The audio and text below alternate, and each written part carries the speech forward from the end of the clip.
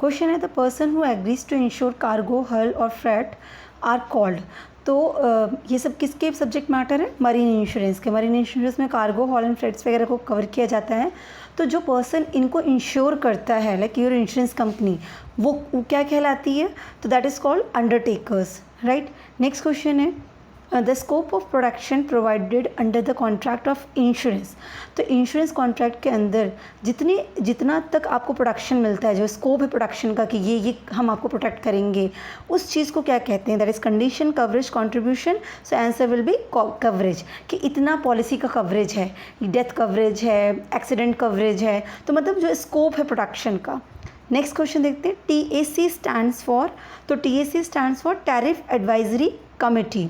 Okay, अब tariff advisory committee, okay, ये क्या करती है? नेक्स्ट क्वेश्चन में देखते हैं, in India dash controls and regulates the rates, advantage, terms and condition that may be offered by insurers in respect of general insurance business relating to marine, motor, engineering, workman compensation. So basically India में जो general insurance business से related सारे insurance हैं, motor, engineering, workman, marine, इन सारे insurance के regarding जितने भी rates, advantage, terms, condition decide किए जाते हैं इन्हें कंट्रोल और रेगुलेट करने के लिए, वो कौन करता है?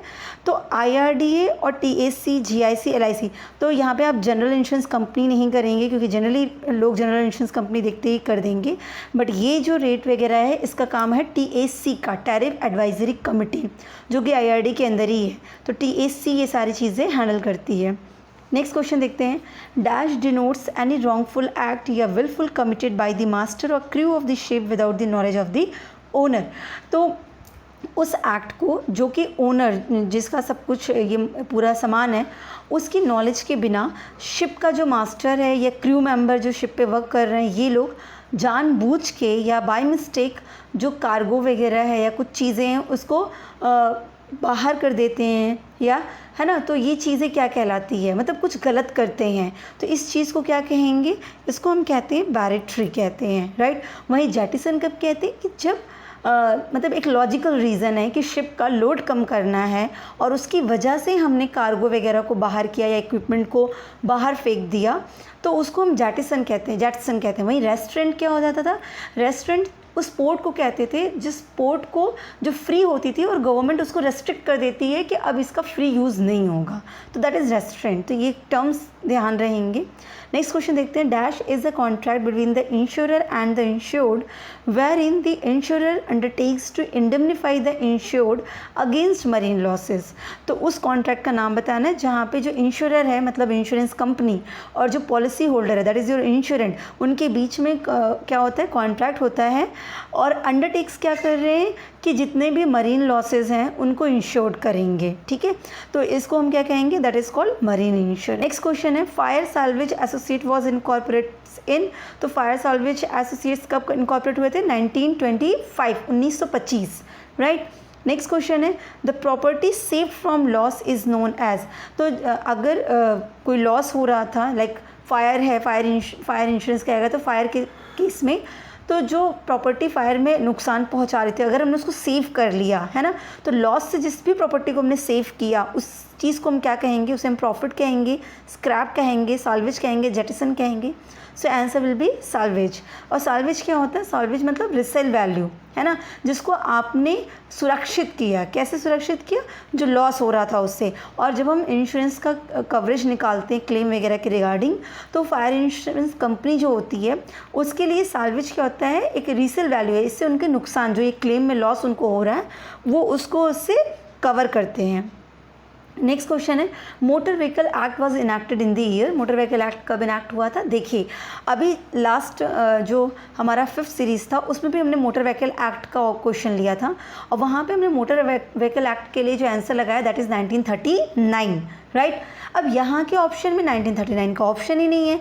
ऑप्शन क्या है? 1988, 1888, 1998, 1978।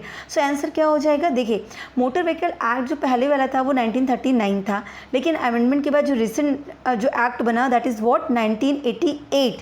तो आपको ये ध्यान रखना होगा कि क्वेश्चन में मोटर व्हीकल एक्ट पूछा है वो तो ठीक है, पर ऑप्शन क्या दिया गया है? 88 वगैरह है कि 39 में ऑप्शंस हैं, तो ऑप्शन को ध्यान रखिएगा।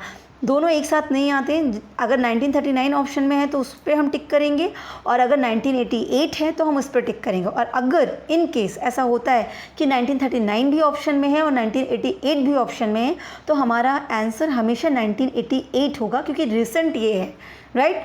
तो ये चीज़ ध्यान रखेंगे। नेक्स्ट क्वेश्चन देखते हैं, full form of GRT is. तो जीआरटी का फुल फॉर्म क्या होता है? तो जीआरटी का फुल फॉर्म होता है ग्रॉस रजिस्टर्ड टनेज। अभी जो ग्रॉस रजिस्टर्ड टनेज होता है ये एग्जैक्टली होता क्या है? ये जो शिप होती है उसके जो इनसाइड स्पेस होती है ना, उसकी टोटल मेजरमेंट होती है, उसी को हम बोलते हैं gross registered tonnage GRT. Okay, next question देखते हैं, principle of utmost good faith is also known as. तो अटमोस्ट गुड फेथ का जो प्रिंसिपल है उसको हम और क्या कहते हैं? तो दैट इज कॉल्ड यूबेरिमा फाइट्स। ये क्यों कहते हैं? यूबेरिमा फाइट्स एक लैटिन फेज है जिसका मतलब होता है कि एटमोस्ट गुड फेथ, राइट। और ये जो प्रिंसिपल है एटमोस्ट गुड फेथ का प्रिंसिपल, ये लाइफ इंश्योरेंस पॉलिसी का मेन प्रिंसिपल होता है ना। जैसे इंडेमनिटी फायर इंश्योरेंस का मेन प्रिंसिपल है, वैसे ही ये जो एटमोस्ट गुड फेथ है वो लाइफ इंश्योरेंस पॉलिसी का इंपॉर्टेंट प्रिंसिपल है, ये ध्यान रखिएगा। तो क्वेश्चन घुमा के पूछते हैं, आपको ये ध्यान रखना पड़ेगा कि क्वेश्चंस का मतलब क्या है। ओके, नेक्स्ट क्वेश्चन है, the process of valuation in life insurance company is taken up by. तो लाइफ इंश्योरेंस कंपनी जो होती है LIC आपकी, वहाँ पे जो वैल्यूएशन का प्रोसेस होता है वो किसके थ्रू किया जाता है? देखिए, लाइफ इंश्योरेंस कंपनी में जो वैल्यूएशन होगा वो किस चीज़ का होगा? लाइफ का वैल्यूएशन होगा कि सर्टेन पर्सन की जो डेथ का है वो कितनी है। तो लाइफ की वैल्यूएशन कौन करता है? तो हम उसे कहते हैं actuary, and actuary is the right answer. ठीक है, आई होप आपको क्लियर हुआ होगा। Wish you all the best, thank you so much.